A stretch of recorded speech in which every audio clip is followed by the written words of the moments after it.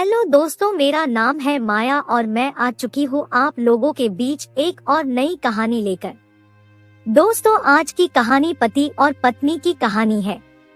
इस कहानी को सुन के आप लोगों को बहुत अच्छी सीख मिलेगी। दोस्तों, रमेश और रीना दोनों पति और पत्नी हैं। एक दिन की बात है, दोनों में किसी बात को लेके छोटा मोटा झगड़ा हो गया था, जिस वजह से रमेश ने गुस्से में आकर रीना के गाल पर एक के बाद एक कई तमाचे जड़ दिए। हमेशा शांति से हर बात को सहन कर लेने वाली रीना इस बार इतनी अशांत हो उठी कि उसने अपनी चप्पल तक रमेश की ओर फेंक कर मार दी और चप्पल रमेश के सर को छूती हुई निकल गई। रमेश और रीना का झगड़ा यहीं पे खत्म हो सकता था, मगर रमेश ने इसे अपनी मर्दानगी का विषय बना लिया और बात हद से ज्यादा बिगड़ गई। रिश्तेदारों और घर वालों ने भी आग में घी का काम किया।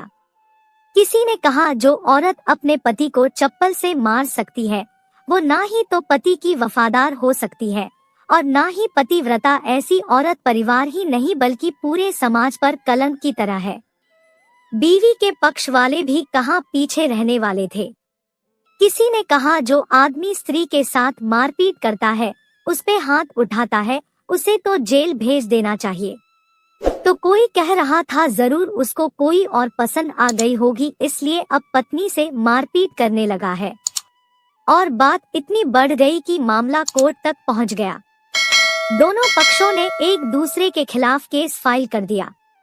रमेश ने रीना पर चरित्रहीन होने का और रीना ने रमेश पर दहेज मांगने और शारीरिक उत्पीड़न का आरोप लगाया।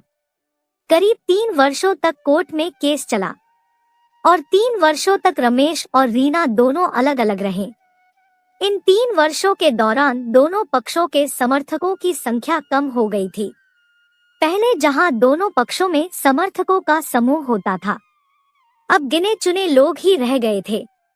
रमेश और रीना दोनों की आर्थिक स्थिति भी पहले की अपेक्षा नीचे गिर चुकी थी और जिन्हें वो अपना शुभचिंतक समझ रहे थे, पैसों की बात आते ही उन्होंने भी अपना पल्ला झाड़ लिया था। अगर कोई पैसे देने को राजी भी हुआ तो बहुत ज्यादा ब्याज की शर्त पर। इन सब बातों के बावजूद आखिरकार वही हुआ जो सब चाहते थे, तलाक। हर कोई खुश था, दोनों पक्षों के रिश्तेदार, उनके माता पिता और दोनों पक्षों के वकील। लेकिन 5 साल की खुशहाल शादी और एक सुंदर बेटी होने के बाद मिले इस तलाक से रीना बहुत दुखी थी और रमेश भी बहुत शांत बैठा था। शायद ये भी एक इत्तेफाक ही था कि इस खुशी को मनाने के लिए दोनों पक्षों के लोग एक ही चाय की टपरी पर बैठे थे, बिल्कुल आमने सामने, और उनमें से कुछ लोग एक दूसरे को अच्छे से जानते भी नहीं थे। रमेश और रीना भी इन सभी से दूर एक दूसरे के सामने मेज पर बैठे थे। तभी रीना ने रमेश से कहा, अब तो तुम खुश होगे ना, तुम्हारे मन की जो हो गई है, मुबारक हो, तुम जीत गए। तभी रमेश कहता है, तुम भी खुश होगी, तुम भी तो आज जीत गई हो, मुझसे तलाक तो तुम्हें भी मिल गया है। तभी रीना बोल पड़ती है, तलाक को तुम जीत का प्रतीक समझते हो। उसके बाद रमेश और रीना कुछ देर शांत रहते हैं। फिर थोड़ी देर की शांति के बाद रमेश कहता है, मुझे तुम्हें 7 लाख रुपए अभी और हर महीने 7,000 रुपए देने का आदेश है। अभी मेरे पास इतने रुपए नहीं हैं, इसलिए हमारा जो तभी लड़खड़ाती हुई आवाज में दोबारा से कहता, मेरा मतलब मेरा जो सिटी वाला फ्लैट है उसे मैं तुम्हारे नाम कर दूंगा। तभी रीना कहती है, लेकिन उस फ्लैट की कीमत तो 15 लाख रुपए है। तभी रमेश कहता है, तो क्या हुआ, हमारी बेटी भी तो तुम्हारे साथ है और आगे चल के उसके खर्चे भी तो बढ़ेंगे। कोई बात नहीं, इससे तुम्हें थोड़ी आसानी हो जाएगी। तभी रीना कहती है, नहीं नहीं, मुझे सिर्फ 7 लाख ही दे दो और तुम जो हर महीने 7,000 देने वाले हो, मैं उससे काम चला लूंगी। अगर 7 लाख नहीं है तब भी कोई बात नहीं। दोनों फिर से कुछ देर के लिए शांत हो गए। रमेश मन ही मन सोचने लगा, कितनी भोली और समझदार है ये औरत, जो कुछ समय पहले तक मेरी पत्नी थी और अब अनजान है। ये वही है जो कम से कम खर्चे में घर चलाती और पैसे बचाकर मेरे जन्मदिन और बर्थडे पर हमेशा मेरे लिए नए कपड़े खरीद लाती। कभी बीमार भी हो जाती तो पैसे बचाने के लिए मुझे मालूम तक न होने देती और घरेलू नुस्खों से अपना इलाज कर लेती। मगर घर में कोई और बीमार होता तो तुरंत डॉक्टर के पास लेकर जाती। मेरी ही मति मारी गई थी, मैं ही अपनी झूठी मर्दानगी के चक्कर में इतनी बड़ी गलती कर बैठा। उधर रीना के दिमाग में भी उथल पुथल चल रही थी। वो भी मन ही मन सोच रही थी, बिल्कुल भी नहीं बदला, अभी भी वैसे का वैसा ही है। पहले भी खुद से ज्यादा हमारे बारे में सोचता था और अब भी हमारे बारे में ही सोच रहा है। ये वही आदमी है जो मुझे एक्सीडेंट से बचाने के लिए खुद मोटरसाइकिल के आगे कूद पड़ा था और अपनी उंगली तुड़वा बैठा था। पता नहीं कौन सी मनहूस घड़ी थी जो मैं झगड़ा कर बैठी। तभी रमेश अपना मौन तोड़ते हुए रीना से पूछता है, अब तुम्हारे कमर का दर्द कैसा है? ज्यादा तकलीफ तो नहीं होती? तभी रीना हल्का सा मुस्कुराई और बोली, अभी भी होता है, अब तो कभी कभी पेट में भी दर्द होने लगता है। तभी रमेश कहता है, वो तो होगा ही, तुम योगा या कसरत भी तो नहीं करती हो। और रीना से कहता है, अब किसी स्त्री रोग विशेषज्ञ को जरूर दिखा देना।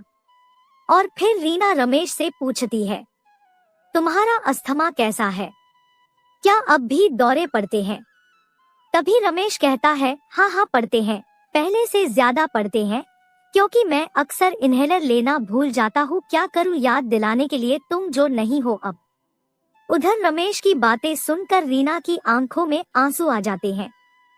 रीना अपने आंसू पोंछते हुए कहती है, तुम्हें मेरे चरित्र पर सवाल नहीं उठाने चाहिए थे, तो ये परिस्थिति आती ही नहीं।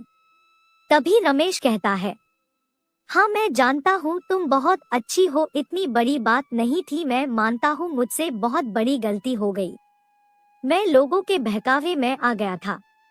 मगर तुमने भी तो मुझ पर दहेज का इल्जाम लगाया था। तभी रीना कहती है, मैं जानती हूँ सब गलत था और इस बात का मुझे भी बहुत पछतावा हुआ। और दोनों अपनी अपनी गलती मानने लगे और फिर दोनों कुछ देर के लिए शांत हो गए। फिर कुछ देर बाद रमेश रीना की तरफ देखकर कुछ कहना चाह रहा था, लेकिन हिचकिचा रहा था। तभी रीना ने पूछा, कुछ कहना चाहते हो? तभी रमेश कहता, क्या सब पहले जैसा नहीं हो सकता? क्या मतलब? रीना बोली। और रमेश कहता है, मेरा मतलब कि हम फिर से पहले की तरह पति पत्नी बनकर, सच्चे दोस्त बनकर नहीं रह सकते। रीना कहती है, पर ये तलाक के पेपर दिखाते हुए रीना ने कहा, फाड़ देते हैं। रमेश ने अपने पास रखे तलाक के पेपर फाड़ते हुए कहा। रीना ने भी अपने पास रखे पेपर फाड़ दिए। सभी हैरान थे, वकील और सारे रिश्तेदार और माँ बाप। रमेश और रीना दोनों एक दूसरे के हाथ पकड़े हुए अपने घर की तरफ चले गए। दोस्तों, ये कहानी उन सभी पति और पत्नी के लिए बड़ी सीख है, जो छोटी छोटी बातों पर लड़ते हैं और इन झगड़ों को बड़ा बना के अलग होने का फैसला लेते हैं। दोस्तों, प्यार और झगड़ा तो एक सिक्के के दो पहलुओं की तरह है और छोटी मोटी नोक झोंक हो जाने पर पति और पत्नी दोनों को थोड़ा धैर्य से काम लेना चाहिए और बात को इतना नहीं बढ़ाना चाहिए और न ही अपनी नोक झोंक में किसी बाहरी व्यक्ति को इन्वॉल्व होने देना चाहिए। दोस्तों, छोटी मोटी बात पर अगर पति और पत्नी में से कोई रूठ जाए तो एक दूसरे को मना लेना, क्योंकि दोनों में कोई छोटा बड़ा नहीं है, दोनों एक गाड़ी के पहिए हैं और एक दूसरे के बिना ये जीवन रूपी गाड़ी एक कदम भी आगे नहीं चल सकती। दोस्तों, पति और पत्नी दोनों को एक दूसरे को स्वीकार करना चाहिए और एक दूसरे का सम्मान करना चाहिए, तभी ये पवित्र रिश्ता अपनी मंजिल तक पहुंच पाएगा। दोस्तों, आज की ये पति और पत्नी की सैड स्टोरी कैसी लगी हमें कमेंट करके जरूर बताना और कहानी पसंद आए तो लाइक और शेयर जरूर करना और ऐसी ही नई नई और शिक्षाप्रद कहानियाँ सुनने के लिए हमारे चैनल को सब्सक्राइब कर लेना। तो मिलती हूँ फिर किसी नई कहानी में, तब तक के लिए bye bye and take care.